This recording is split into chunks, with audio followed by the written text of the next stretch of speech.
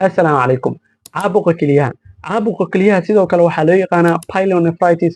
Waxay noqon kartaa xaalad xanuun badan oo halis ah oo saamaysa kelyaha. Waxayna dhacdaa marka bakteeriyada waxyeellada leh ay soo gasho marinka kaadi-mareenka oo ay kor u soo aado kelyaha, taasoo keenta caabuq.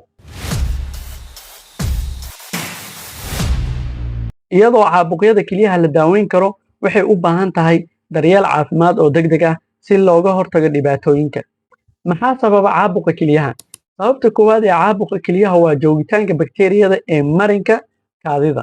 Bakteeriyadani caadi ahaan waxay ka soo gashaa marinka kaadi-mareenka waxayna ku tarantaa kaadi-haysta taasoo keento caabuqa kaadi-mareenka oo loo yaqaano UTI urinary tract infection. Halkaasi waxay ugu safri karaan ilaa kelyaha taasoo keento caabuq. Qodobo qaarkood ayaa kordhin kara halista infekshanka kelyaha oo ay ku jiraan habacsanaanta kaadi-mareenka. Arrimaha qaab dhismeedka kaadi-mareenka sida dhagxaanta kelyaha ama prostate-ka oo weynaado waxay hor istaagi karaan socodka kaadida waxayna kordhin karaan halista caabuqa. Nidaamka difaaca jilicsan. Xaaladaha daciifiya habka difaaca jirka sida sonkorowga ama HIV/AIDS-ka waxay qofka ka dhigi karaan kuwo aad ugu nugul caabuqyada oo ay ku jiraan caabuqyada kelyaha. Isticmaalka kateetarka. Dadka u baahan kateetarka muddada dheer waxay halis ugu jiraan in ay qaadaan caabuqyada kaadi-mareenka kuwaas oo u gudbi kara caabuqyada kelyaha haddii aan la daaweyn. Calaamadaha caabuqa kelyaha. Caabuqyada kelyaha ayaa inta badan la yimaada calaamado kala duwan oo ay ka mid noqon karaan qandho iyo qarqaryo. Qandho badan oo ay weheliso qarqaryo waa calaamad caadi ah oo lagu garto caabuqa kelyaha taasoo muujinaysa in jirku uu la dagaalamayo caabuqyada. Dhabar, dhinac ama gumaar xanuun. Xanuunka dhabarka, dhinaca ama gumaarka sida caadiga ah hal dhinac oo jirka ah waa calaamad muujinaysa caabuqa kelyaha. Xanuunku wuxuu noqon karaa mid daran oo joogto ah. Calaamadaha kaadida. Shakhsiyaadka qaba caabuqyada kelyaha waxaa laga yaabaa in ay la kulmaan kaadin joogto ah, degdeg ah ama xanuun leh. Kaadida waxaa laga yaabaa in ay u muuqato mid duruur leh ama burinayso ama waxay yeelan kartaa ur xooggan. Lalabo iyo matag. Dadka qaarkood ee qaba caabuqyada kelyaha waxaa laga yaabaa in ay la kulmaan lalabo, matag ama cunto xumo. Daal, daciifnimo guud ama daal ayaa dhici karo marka uu jirku la dagaalamayo caabuqa. Ogaanshaha iyo daaweynta caabuqyada kelyaha.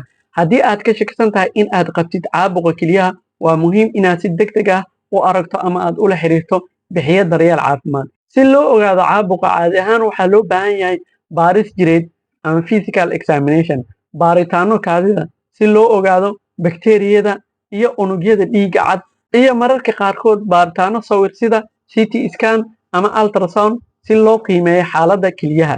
Daaweynta caabuqa kelyaha badanaa waxaa lagu xaliyaa antibioticska si loo baabi'iyo bakteeriyada keentay caabuqa. Waa lama huraan in aad qaadato daawada antibiotika oo dhan sida uu ku qoray dhakhtarka ama bixiyaha daryeelka caafimaadkaaga, xitaa haddii aad aragto in aad ka roonaanayso ka hor inta aadan dhammaysan daawada. Antibiotika ka sokow, bixiyaha daryeelka caafimaadkaaga ama dhakhtarka waxaa laga yaabaa in uu kugula taliyo xanuun baabi'iye ama qandho jabiye si uu kaaga yareeyo xanuunka iyo qandhada. Ka hortagga caabuqa kelyaha. Iyadoo infekshannada kelyaha ay noqon karaan kuwo adag sida looga hortago gebi ahaanba, waxaa jiro tallaabooyin aad qaadi karto si aad u yarayso khatartaada. Fuuq celinta. Cabitaanka biyo badan waxay caawisaa in ay bakteeriyada ka saarto kaadi-mareenka taasoo yareynaysa khatarta caabuqa. Nadaafadda wanaagsan. Si wanaagsan in aad iskaga nadiifiso kadib markaad musqusha isticmaasho waxay ka hortagtaa faafitaanka bakteeriyada ka imaanaysa qaybta gadaale ilaa kaadi-mareenka. Macnaha markii nadaafadda laga hadlayo waxay tahay haddii aad suuliga gasho oo aad u gasho saxaro iyo kaadi, marka hore ha dhaqin saxarada kadibna kaadida ha usoo laaban. Ugu horeyn waa inaad iska dhaqdaa kaadida kadib saxarada aad iska nadiifisaa. Sababtoo ah haddii marka hore aad saxarada aad dhaqdo, adiga ayaa u fududeeyay bakteeriyada oo waddadii si fudud ugu keenayba. Si joogto ah u kaadi. Iska ilaali in aad kaadida hayso muddo dheer sababtoo ah tani waxay u oggolaanaysaa bakteeriyada in ay ku tarmaan kaadi-haysta. Ka fogaa waxyaabaha xanafta leh. Xadidaadda isticmaalka waxyaabaha xanafta leh sida kafeega iyo alkoholka waxay gacan ka geysan kartaa ilaalinta caafimaadka kaadi-mareenka. U raadso daaweynta degdega ah ee UTI ama caabuqa kaadi-mareenka. Haddii aad isku aragto calaamado caabuqa kaadi-mareenka sida kaadida in ay ku gubayso ama kaadida oo soo noqnoqoto u raadso daryeel caafimaad si isla markiiba aad uga hortagto in caabuqa uu ku faafo kelyaha. Gabagabadii, caabuqa kelyuhu wuxuu noqon karaa xanuun iyo halis haddii aan la daaweynin. Aqoonsiga calaamadaha iyo raadinta daryeel caafimaad oo degdeg ah ayaa muhiim u ah daaweynta waxtar leh iyo ka hortagga dhibaatooyinka.